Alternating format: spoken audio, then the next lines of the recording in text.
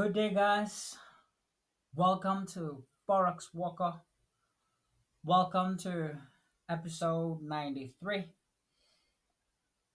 On the previous episode, we spoke about geopolitics and the effects of geopolitics on our trading plans for the first quarter of 2026. And we spoke about Maduro being captured and all of those things creating the result, the reason why the volatility index was changing its perspective from a downtrend into an uptrend, starting from Maduro and June 2025, where the United States also decided to strike Iran the day before the negotiations. And right now we're having the same, a much bigger issue where Iran was struck. I think it was on the 28th of Feb. Today is the 8th of March. So it was on the 28th of Feb. I believe it was Saturday, I think so. And it was so Iran was hit the day before the negotiations with the Israel and the U.S. delegates and all of that. So the United States decided to send Tomahawk missiles to Iran, and they said something about uh, the those Tomahawk missiles killing the supreme leader of Iran, which I don't really believe, and they're doing all of those preparations because the Iranians have everything to lose. If they say he survived, they know that the Americans will continue looking for him and try to kill him again. So I believe that they might be saying this because the U.S. media, you know what they do. Western media, once the Americans hit Iran and they start publishing things like Ayatollah was killed and all of that. So the Iranians have no choice but to go with that narrative of the West, which I don't really believe he was killed. So we had this entire bullish move happening, and we're expecting. I was expecting a spike this small, but because the uh, Iran says they don't want to any form of a ceasefire, they're prepared for boots on the ground. Donald Trump is threatening to send his soldiers to the mountains of Iran, where I believe they'll be slaughtered. So because Iran does not want any form of negotiations, they don't want a ceasefire, they don't want negotiations. That means the war will proceed for more than 12 days because 2025 June, they had a 12-day war where Israel was hit with Iranian missiles, and after which the Iranians were attacked the day before negotiations. So the 12-day war, the U.S. decided to request a ceasefire, which the Iranians agreed. And at this point, the Iranians are not agreeing to any form of a ceasefire. They are prepared to go to a full-scale war with the United States. And they're prepared to for those boots on the ground U.S. militants to they are willing to welcome them, to give them a sweet welcome.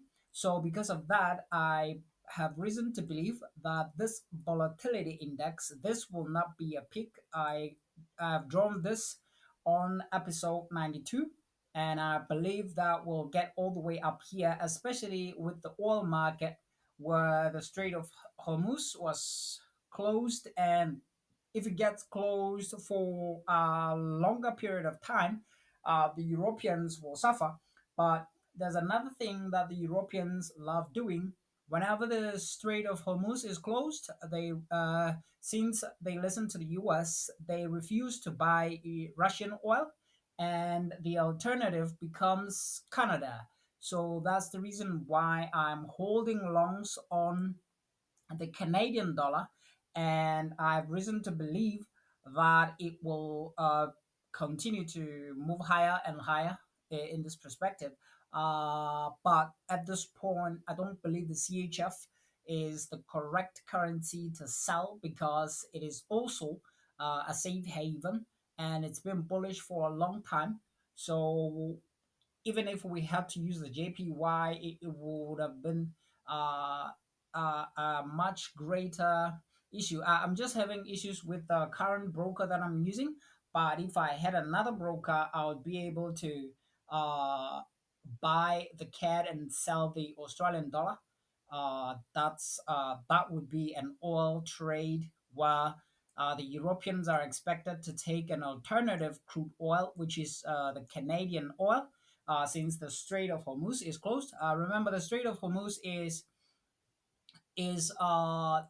the the Strait of Hormuz talks about the UAE oil, the Saudi Arabia oil, all of those countries around Saudi Arabia, Qatar.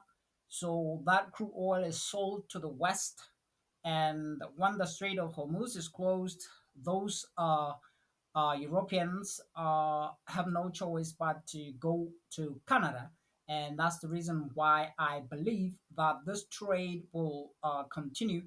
This will give the Canadian dollar a turnaround because I was looking at the end of an interest rate cutting cycle in the Canadian dollar. And for that, I'm expecting the spike even higher. But now I have an issue here with the currency that I'm selling, which is the CHF, and the AUD is hiking rates, so I cannot sell it. So I'm just having issues with my broker. If I would have been able to buy the CAD and sell the pound, so that would be a short on pound CAD. And currently, I'm having issues with my broker. That's what happens when you have uh, a one or two brokers as a carry trader. Position trading requires, because you are carrying interest, you are taking in interest payments from the currencies that you hold. It requires you to have multiple brokers. I only have two. I might as well expand to at least three and avoid issues where I'm forced to sell a currency that will not sell, especially in these economic conditions, just to have a positive carry. That's the issue that I have, and I believe the CAD will spike in this regard. The closure of the Strait of Hormuz led to this. When I was looking at the Canadian dollar, normally I use the price of oil to hold longs on the Canadian dollar. So this shows us the turnaround, which is an exit from an interest rate cutting cycle in WTI crude oil, which makes me believe that this is the future of the Canadian dollar. The longs that I'm holding on the Canadian dollar will give me something like this. So this is just a future price action projection or a geopolitical projection of the trajectory that the Canadian dollar will be giving to us. This spike happens in crude oil prices, happens as a result of the closure of the Strait of Hormuz by Iran, and I have reason to believe that the closure will happen for a much longer period of time, especially because the Iranians are not willing to negotiate. They're not willing. They're prepared to go into a full-scale war that requires the army of Iran to fight against the U.S. Army, where the U.S. Donald Trump president is speaking about requesting his army from his country. His they call them senators. Uh, to send soldiers over there, and they are refusing. And even in the United Kingdom, they got an 18% vote, where the refusal was made against Keir Starmer, who is the Prime Minister of the United Kingdom.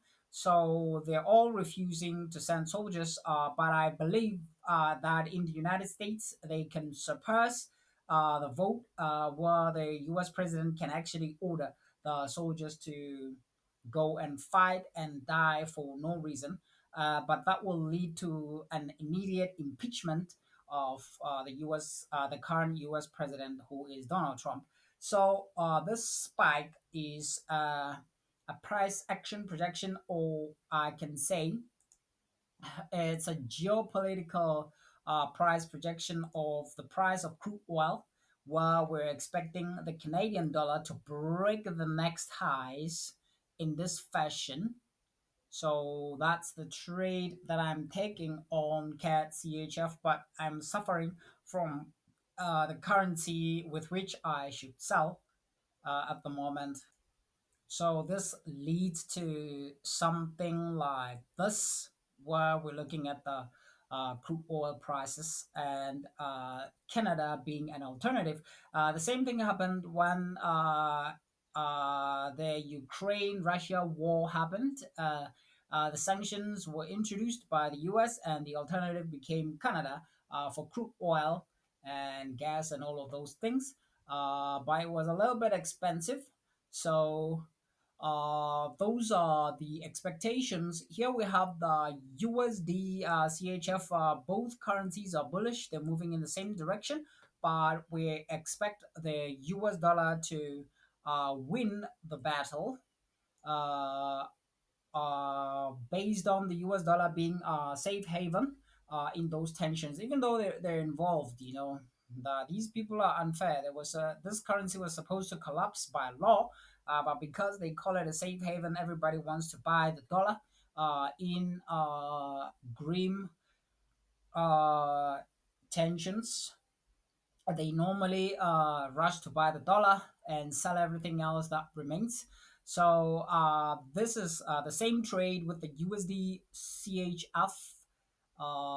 Let me get you the USD CHF for you and show you.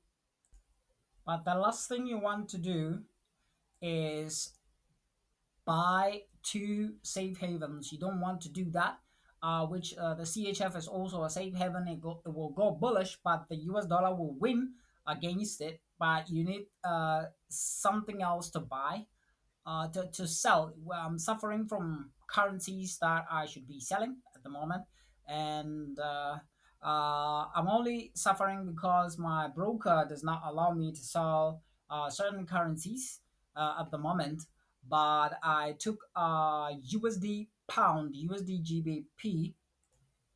I've been holding GBP USD for some time, and I believe that it will continue to drop, especially with the tensions uh, in the Middle East. That will allow us to get to the next take profit levels. Let me give you a little bit of a catch up on the currencies that I held in the past. In the fourth quarter, we hit parity. The take profit level was here. We went all the way down here, which I believe will continue to drop all the way down to. But I exited all the way down to this level. But I exited the trade anyway. But this was the fourth quarter trade that we held short, and it continues to get. Remember, the AUD is actually hiking rates. So they're entering an interest rate hiking cycle, and that will be bullish for the AUD. And parity was also hit, where we got to the take profit level at this order block. That is the highest point that we went to with the AUD CHF, and that is the take profit that level that I've been talking about in the fourth quarter last year, December. Thank you guys. I'll see you on the next episode. Goodbye.